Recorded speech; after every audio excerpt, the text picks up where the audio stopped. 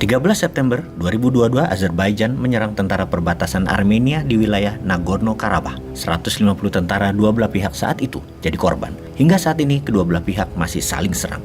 Ada apa? Apakah ada hubungannya dengan gas dari Caspian Sea, Laut Kaspia ke Eropa sedang dimainkan oleh Rusia? Sahabat, kita awali informasi kali ini dengan sebuah berita tentang Azerbaijan versus Armenia. Yang mana sahabat pasti bertanya, kenapa sih Bosman mesti menerangkan negara-negara yang tidak dikenal oleh banyak sahabat demi mengajari cara cerdas bernegara? Ini karena seorang Bosman mangkal dengan pemujaan atas siapa pejabat dalam 20 tahun terakhir. Tepatnya dalam 25 tahun terakhir, termasuk politisinya yang terbukti tidak membuat Indonesia menjadi negara superpower saat ini. Apalagi kalau masih dia lagi di tahun 2024. Nggak tahu lagi Indonesia mau dibawa kemana negaranya. Pastinya akan terus jadi negara mediocre. Pastinya akan menjadi negara tengah yang dijebak oleh negara besar sampai sumber daya alamnya musnah. Dan itu cepat sekali memusnahkan kekayaan alam sebuah negara.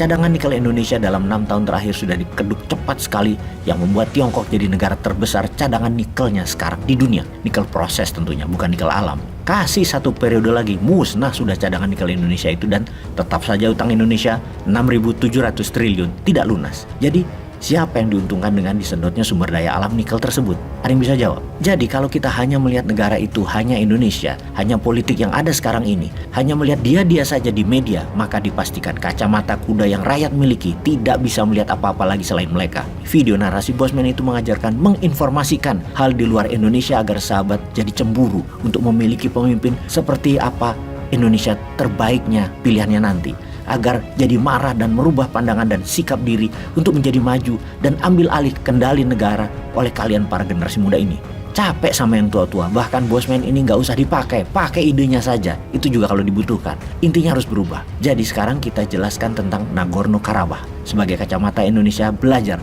untuk menjadi global player nantinya. Rusia perang di Ukraina adalah untuk menahan laju NATO dan menahan laju Euro dan menahan laju dolar ke wilayah timur Eropa hingga Rusia. NATO, Euro, dan dolar bagi Rusia adalah nation threat, ancaman bernegara. Ketika negara perbatasan Rusia, Ukraina, mendaftarkan dirinya mau menjadi anggota NATO, maka that's it. Rusia masuk menyerbu untuk menaklukkan dan mengambil Ukraina terlebih dahulu daripada diambil NATO setelah mendapatkan persetujuan dari negara sekutunya, yaitu kamratnya, negara Tiongkok. Ukraina bertahan dengan dukungan negara NATO dan Amerika. Rusia di ranah Ukraina, perang militer. Di ranah Eropa, perang energi dan perang ekonomi. Demi Uni Eropa stop, tidak lagi mendukung Ukraina dan tidak memberikan amunisi kepada Ukraina. Gazprom, perusahaan milik Rusia yang mendistribusikan 65% gas ke Uni Eropa, sudah membatasi pendistribusiannya tinggal 50%-nya pada saat ini. Eropa blingsatan menghidupkan kembali power plant tenaga batubaranya juga tenaga minyak bumi BBM-nya. Namun banyak yang memang tidak punya keduanya, hanya bergantung pada Rusia negaranya akan gas dan BBM. Mereka negara-negara Eropa tersebut kebingungan. Kita bicarakan lebih rinci strategi Rusia agar Uni Eropa takluk pada Rusia. Pertama, semua kaki para militer, para rebel dimainkan di banyak negara untuk membuat sebuah negara menjadi goncang dengan demo oleh para oposisi, atau seperti Catalonia yang ingin lepas dari Spanyol, mulai aktif lagi demo di mana-mana di Spanyol. Misalnya, di Italia juga, tokoh oposisi yang pro Putin kencang berkampanye yang akan merobohkan pemerintahan Italia kayaknya dalam waktu dekat.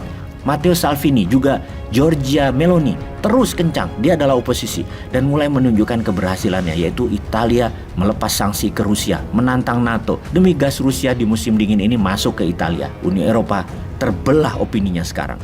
Kemudian negara Bulgaria, Rusia bermain cantik dengan mengoyak pemerintahan Kirill Petrov, ditumbangkan 2 bulan yang lalu oleh mosi tidak percaya di parlemen yang didukung demo besar di Bulgaria, diganti dengan Galap Donev yang pro Putin. Pemilihan umum diadakan nanti Oktober 2022, sebentar lagi dapat dipastikan mensahkan kekuatan Galap Donev ini yang saat ini hanya menjabat sementara. Namun langkah Donev melawan NATO itu jauh hari sudah digaungkan dan akan melepas sanksi Rusia agar juga mendapatkan gas dari Rusia sudah dilakukan. Dan terakhir, negara ketiga yang melawan NATO dan Uni Eropa adalah Hungaria. Pemerintah Perdana Menteri Hungaria, Viktor Orban, yang telah menjadi pemimpin otoriter di Hungaria, merasa terhina dengan tuduhan korupsi oleh anggota Uni Eropa dan menahan uang pembangunan ke Hungaria, membuat Orban murka dan akan menjadikan Hungaria sekutu Rusia. Di tengah potensi kelaparan karena serangan heat wave di Hungaria yang merusak 50% pangan dan kekurangan energi karena 90% gas datang dari Rusia, Donev memilih melawan Uni Eropa. Informasi 3 negara Uni Eropa melawan sekutunya adalah langkah cantik Rusia